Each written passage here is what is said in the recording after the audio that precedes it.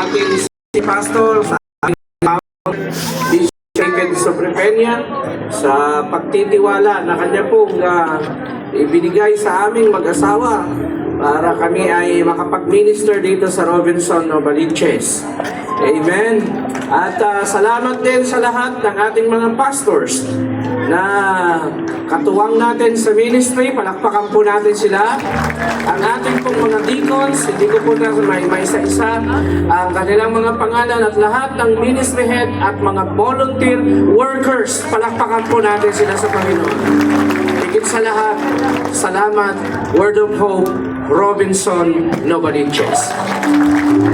Kayo po ay bahagi ng tagumpay na ito at alam po natin na may higit pang gagawin ng Diyos sa ating mga buhay sa mga darating na taon. Can I hear an amen? Okay? Special thanks sa lahat po ng Group 1. Palakpakan natin ang mga Group 1 na nagpuyat. Okay? At nag-effort para po sa preparation ng ating pong napakagandang celebration ngayon for the glory of God. Let us give God a resounding clap of praise. Yung ating special event committee. Okay? Palakpakan din po natin sila with Ma'am Yani sa media, Dr. Ben, nasa si Doc Ben. Okay, tas ang kamay Doc Ben. Palakpakan po natin sila sa Diyos. Ang ating Creative Arts Ministry. Si Tita Maribig na nandiyan pa lagi para manalay for the glory of God. Palakpakan natin sila sa Diyos. At ang ating sounds, ang ating, sino pa? Ang ating mga kasama kayo sa Creative Arts, di ba? Okay, mga dance, choir director, sino? Upload director. Okay, ang ating Youth Alive Ministry Head, palakpakan natin. Maraming salamat po. At sa Diyos po ang lahat ng papuri. To God all be the glory. Hallelujah. At sa ngalan po ng aming pong sa pastor staff with my wife, Pastor Mariel, thank you very much. Thank you very much. Ang Diyos po ang mag-reward sa inyo. Okay, so tayo pong lahat ay manalangin.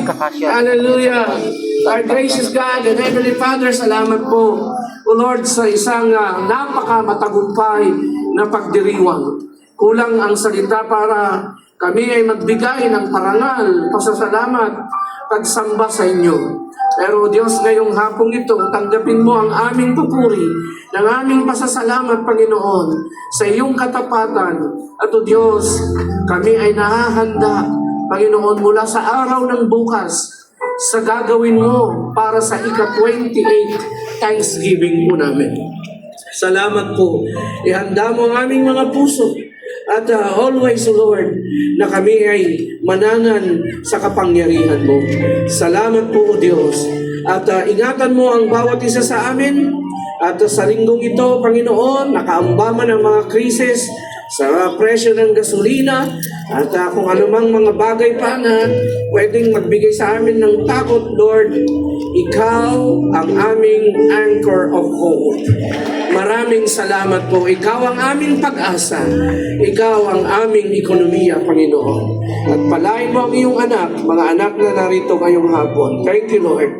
We give you all the praises, the glory, the honor. Hallelujah. In the mighty name of